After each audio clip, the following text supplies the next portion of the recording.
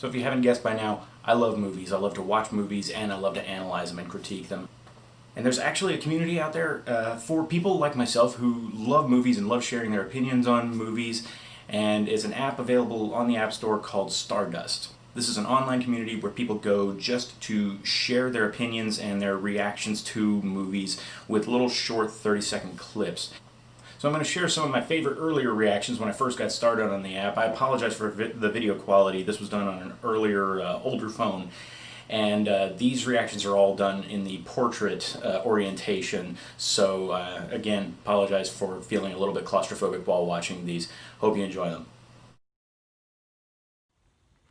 There are certain films that are why I will never be a professional film critic, and this movie is one of them.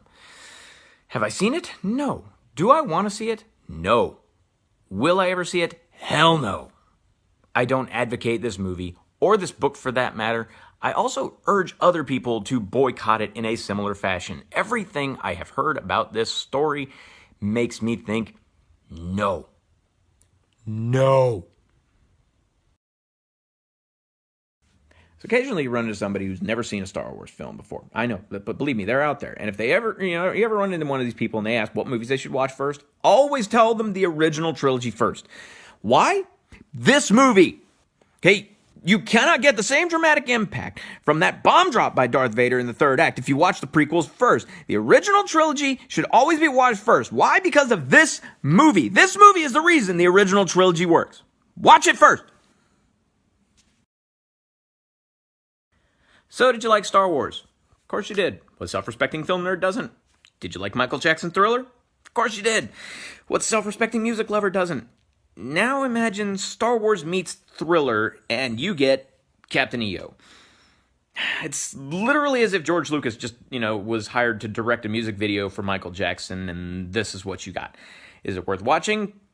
Given the fact that it's only 17 minutes long, yeah.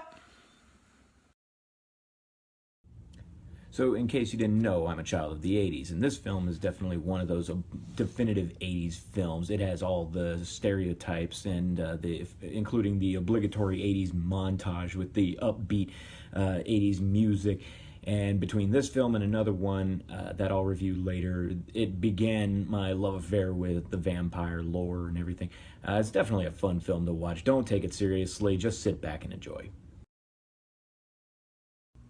Before Norman Reedus was known as Daryl from The Walking Dead, he was one of the McManus brothers in Boondock Saints. I've recommended this movie to countless people, and every one of them's come back and loved it. It's got its comedy, a lot of action, great characters, fantastic movie, and lots of fun. And so for those of you who haven't seen it, I definitely recommend going out and watching it. It's the perfect St. Patrick's Day movie. For those of you who have seen it, thanks for coming out.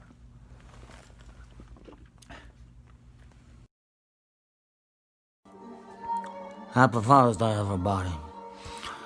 I would just like, hang on a second. Oh, God, I don't know how Marlon Brando did this. Godfather is one of my father's favorite movies of all time, and it's considered to be one of the greatest films of all time for very good reasons. It's a beautiful film. If you're a cinephile, you have to go see it. So, thought I'd give this movie some love. Everybody go out, have a good Father's Day, spend time with your family, because as you know, a man who does not spend time with his family can never be a real man. So when I reviewed Monster Squad, I said there were two movies that basically began my love affair with vampires. That was one, this was the other. And actually, it wasn't until several years after seeing it that I didn't realize this guy was the one responsible for it. The same man that gave us the Bat credit card.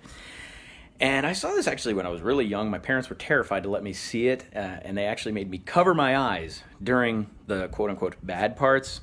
Hey, Mom and Dad, I was peeking.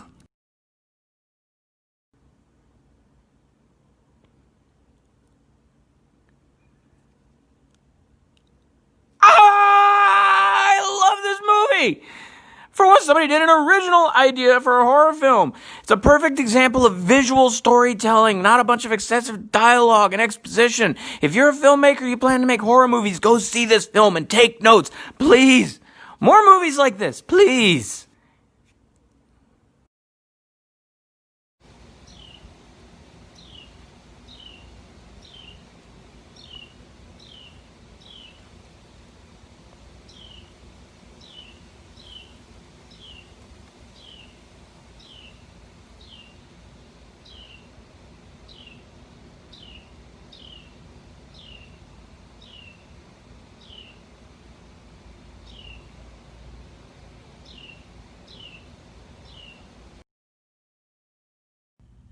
And now for my impression of the epic voice guy reviewing a movie most critics hail as the greatest film ever made. Cinematically beautiful, narratively ingenious, and so controversial, the studio was offered what equates to in today's economy to be $14 million just to destroy it. Starring the inspiration for Brain from Animaniacs, a bunch of other characters you'll never remember, and Shadow People. Dude, where's my sled? Thumbnail pose. If you like this video, hit the like button, leave me a comment down in the comments section, let me know what you thought. Let me know your opinion on some of your favorite movies or some of the movies you might like to see me review on Stardust. Also, if you love movies as much as I do, download Stardust. Don't forget to follow me on there. But don't forget to subscribe to my channel, hit the bell icon to be notified whenever I have new content up. I got more stuff coming out later on, more Stardust reactions, more art school videos. Hope you guys like this video. Thanks for watching.